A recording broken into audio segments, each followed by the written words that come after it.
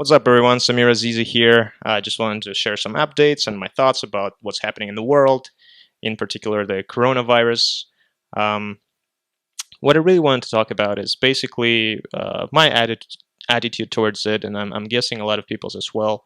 Basically, I'm taking this thing really seriously, mostly, um, weirdly enough, not because, all of a sudden I'm afraid to get the disease, of which of course I am afraid. But like I'm looking at the economy and how the market is tanking, and this pretty much gives me the signal that, this whole thing is only the beginning because I'm really looking at it from the economical point of view, and I'm seeing that things are not looking pretty well. And not to be super negative about it, which actually, to be honest with you, I'm positive that things are going to be better in the future, but it's going to get worse before it's going to get better. And that's pretty much what you probably heard a lot.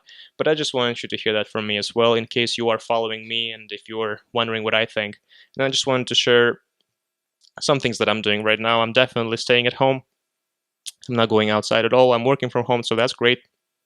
And I consider myself lucky that, I have this opportunity. And I know a lot of you probably don't have that opportunity as well. And I just wanted to talk about that as well.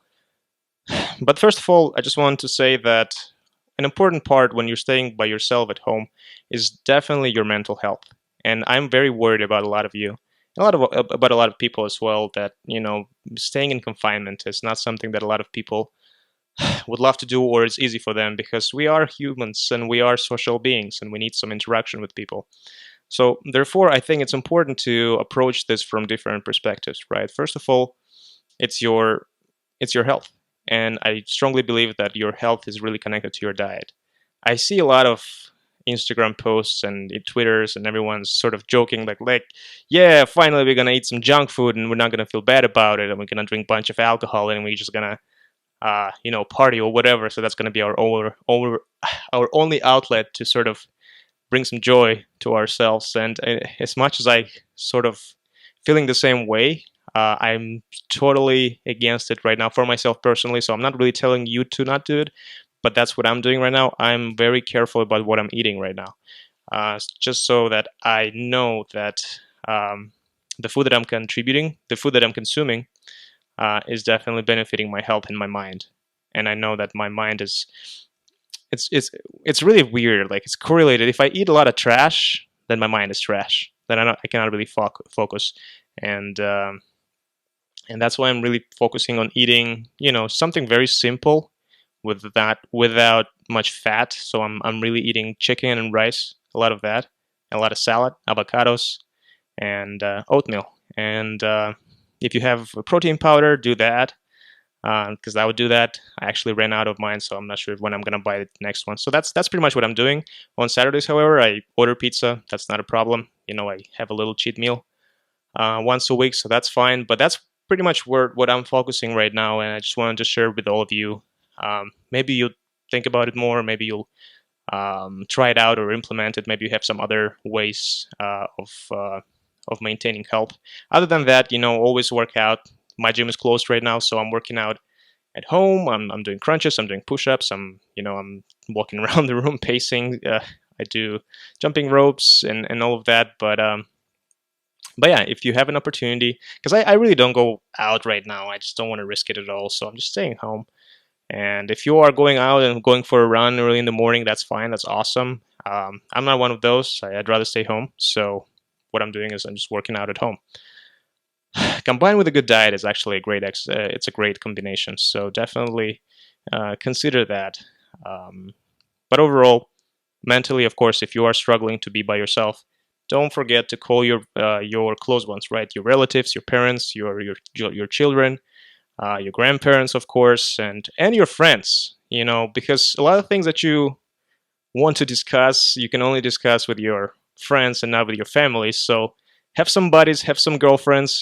Just call them up and have a little group chat and just kick shit and whatever, discuss things, love things. Maybe have some compassion for each other, but definitely don't be afraid to just start calling people that you know, because it's an interesting time and it's a scary time. So don't be afraid, don't be shy to do that, because I'm pretty sure a lot of your friends will actually be very happy that you gave them a call.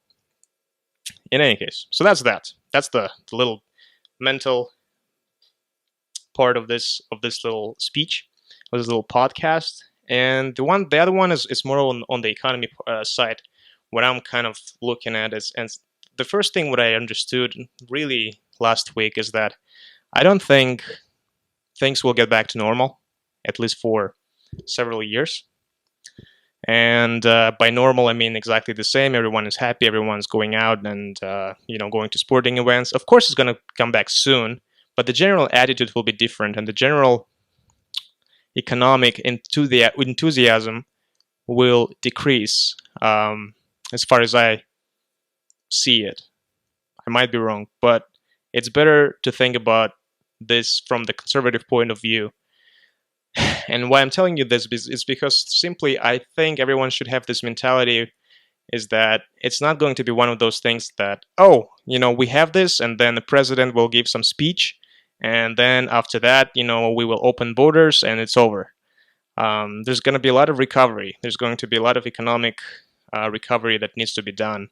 And what no one really can predict is how huge this this collapse will be, economically speaking, and how long will it take to go back to actually the levels where everything is pretty normal and pretty standard. Therefore, I think it's important to adopt a mentality of tightening your belts and making sure that you're not spending extra cash, extra money on anything you actually would spend otherwise. So the first thing that I've done is basically I called all my utility providers and I said, hey, can I have some recovery? Can I have some discounts? Can I have some relief with my bills because of coronavirus? And I think you guys should do the same thing. Some of them actually gave me some discounts, so that's pretty good. And that includes your phone company, electricity providers, gas providers, and the rest of that, internet, TV, and so on and so forth. Also, I know that if you're living in a country that provides an economic relief to its citizens or permanent residents or whatever, don't be afraid to look those resources up and ask for help, because that's something that you are entitled to, and you have a right to ask for that help, for that financial help. This money are taxpayers' money, and if you are a taxpayer, you are entitled to that for sure, especially. But either way, if you're one of those pride people, just don't be that pride. Don't have that pride. It's okay to ask for help. It's okay to ask for relief. Treat your body and your life as a business, and right now, you need some outside cash flow investment in you, in yourself, to get yourself going. So definitely just do that. And I think that's pretty much it. It's those little things, look at your subscription services. What do you really need? Do you really need that Hulu subscription if you already have Netflix subscription? Do you need that Crave subscription if you have Netflix? Do you need Netflix if you have Crave? Like all those streaming services, do you really need Spotify and Apple Music together? Cancel some of those. I canceled some of my subscriptions too. And I'm right now looking for other ways to save money. But basically, it's sort of in a way, it's an exciting time where you finally can wake up and think about your situation realistically and where you can be in if things are not gonna go away. This negativity. And so another thing that I've done is I created a quick budget for myself to see where I'm gonna be in 5 months, where I'm gonna be in 6 months, where I'm gonna be next year. And it's pretty much just an Excel spreadsheet that includes all your income and then all of your expenses. Of course, it's going to include rent and I have rent, I have food, I have entertainment, and I have miscellaneous. So those are the big ones. And I have utility bills that are combined with rent, but I have my phone separately and my car expenses separately. Right now, I do not have a car, so that's great. So those are at zero. But see how much you spend and look at your previous spendings, or based on what you spent over the past month. Just combine those expenses, add them to your Excel spreadsheet, and see if you can actually decrease those expenses and be mindful about that. So as you can already see, I'm overall very worried about the financial situation and the opportunities as well. Well, the lack of opportunities. However, if we are talking about opportunities, if you're one of those people who were preparing for something like this and was basically sitting on cash and saving up and saving up. I think this is also an interesting time for you all who does it, because of course during a crisis like this, it opens up a lot of opportunities. Unfortunately, due to my ignorance and lack of history knowledge, I wish I knew what people would do after the Great Depression or after the financial crisis. Well, financial crisis, I kind of know what was happening, but a lot of people are saying that it might become a Great Depression, and I hope it's not going to become. And I honestly, truly believe that it will not be. We will not reach the level of 1928, just because of the internet in general, and there's so many other things that we can do being connected to each other. But overall, look for those opportunities. I mean, I'm not going to tell you any sort of things like, oh, you can make money on this while shit is going down. We can like invest in this, and I'm honestly definitely not even thinking about investing in stock market. I don't want to touch this right now. And I'm not going to suggest you anything because I do not. I'm still kind of looking for something that may be interesting. And I think that's what I'm trying to tell you all as well, is that keep an eye open, try to listen to a lot of things, consume a lot of information, and see if there's an edge, if you can actually gain an advantage, and if you can see something that other people don't. And that's what I'm kind of thinking about a lot, is what is it someone's doing that other people are not doing, and how do you become that person that have the edge against everyone else, just simply by using your own brains. And yeah, so look for that. And on top of that, I know that a lot of people might be laid off from work and all, and that's of course very horrible. But I honestly believe that this can be overcome. And the way to do this is basically not the way to overcome these obstacles. Of course, everyone's struggling with their own things, and everyone has their own problem to deal with. So it's not like you can just tell them what to do. But I'm just gonna tell you what I'm doing right now, just to make sure that I'm prepared, that I'm informed. So I have this LinkedIn learning thing, LinkedIn learning account, and I'm just taking a bunch of classes online. And I don't know why, just because I feel like today's the day. Basically, right now is the time to educate yourself in a very rapid fashion, because the more you know, the better you have, the more edge you have against your peers. And I think after the crisis of 2007, 2008, a lot of people went back to school. And that's cool and all, except that everyone took all the student loans and all of that. But the difference right now is that when in 2007 people went back to school, or 2008 or 2009, there was no internet. I mean, there was an internet, but it was not as developed, right? There was no such thing as an online class. Yeah, maybe there was something like a novelty of like, hey, we have this online thing. If you go to this website and you buffer this video for 30 minutes, you can download it and do something. Okay, this is all very slow. This was all very slow and inefficient. And what people have done is they took out a bunch of student loans and went back to school for university to get the degree, to basically, as I just told you, to upgrade their skills and have an edge against their competition to get another job. So I strongly think, I believe that people shouldn't go back to school as in brick and mortar institution and take classes there. I think we can all just learn online. Right now, there's so many resources. LinkedIn Learning, Udemy, Coursera, and a bunch of others. Just go on YouTube. Get some educational video from there. But it's all about skills right now. It's not about your degrees. It's not about this piece of paper and anything like that. Right now, in this day and time, we have this huge opportunity, and with we have this access to online learning. And if you're not online learning right now, you're missing out.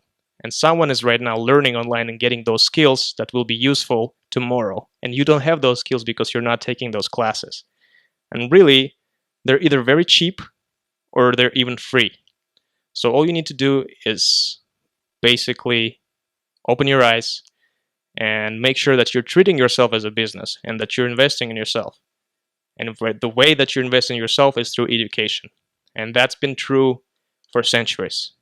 The difference, however, right now, education is pretty much free. Yeah, the degrees at the universities and all of that, you have to pay a lot of money for that. But I strongly believe that that's not where you get your actual knowledge. You get your status at the university. That's cool. But if you want to get actual knowledge, if you want to get actual skills, you can go to university, but you don't have to. And I really think that a lot of people need to wake up right now and start taking those classes. Any classes. Like right now, I'm taking a class on YouTube SEO. And I was thinking, screw it, I'm just going to take it. But what can I learn there, right? I sort of know what's SEO. Like I know about the keywords and all of that. But then I'm realizing all this new stuff about a video. I don't know. There's so much behind the scenes that I didn't know that I was like, oh shit. Like potentially, someone can take this class, create a YouTube video that can be not only useful for everyone and bring a lot of value, but also can be super popular and can kickstart someone's career and monetize the heck out of that. So just because you know how to promote your video better than you used to before, or than other person knows how to. So that's just a little example. I'm also taking classes on databases, on SQL. There's a class on video interviewing, on social media marketing, on marketing in general. I would honestly suggest, if you're not into databases and math and all of that, just see if you can find a class that's something that you like to, right? Marketing, for example. You don't have to be, grinding there and becoming like, do a research or anything like that. Of course, you have to do research, but you can still take this class, at least a foundation, to see if you like it. And marketing right now, especially internet marketing, the click industry, I would say, is huge right now. And I strongly believe this is where we're actually going to go even more into that online marketing. So just realize those things. And most importantly, don't be discouraged. If you're in your 20s, you are the generation, you're pretty much my peer, who will actually need to adjust to this environment the most, because economy will be held strictly on your shoulders. And it is up to you, and it is up to all of us to basically fulfill our potential, because we've been actually preparing for this for a long time, right? With our, apps and Instagrams and Twitters and Facebooks. This is where the money will be. I strongly believe that the money will be in those sort of industries nowadays, because people will be more cautious about opening a brick and mortar business, even more so than before. So since our generation already have adjusted and got accustomed to internet in 2020, a lot of people will start thinking, okay, now I need to make sure I can make money using Instagram. I can make money using YouTube. Those are just my thoughts. I might be wrong. I don't know. I honestly think I'm wrong about being very conservative and negative. Well, not being conservative for expenses or anything like that, but negative in terms of what's going to happen in the future. But it's always helpful to be prepared. And it's helpful to have a strategy, and it's helpful to have a plan A and plan B and plan C and so on. So I really hope that y'all gonna do the same. And together, I feel like if we are all cooperating, we can overcome all of this, and hopefully sometime in the future we can share our stories on how we actually got out from this crisis. In any case, this was Samir Azizi, especially for Azizi podcast, especially for Azizi podcast. Anyways, I'm getting tired here. It's tough to talk when you're by yourself and you're not just smiling at a person and listening to what he or she says. Regardless, I will try to do another podcast pretty soon, just to make sure that we're all in here together. And if you have any other suggestions, and if you have any comments or concerns or questions, feel free to shoot me an email, azz@gmail.com. Follow me on Instagram, Azizi Podcast, and I guess comment under my YouTube video that I will also post along with this podcast, that is available on iTunes, Spotify, Stitcher, and other podcast platforms. Alrighty, bye everyone, and thank you.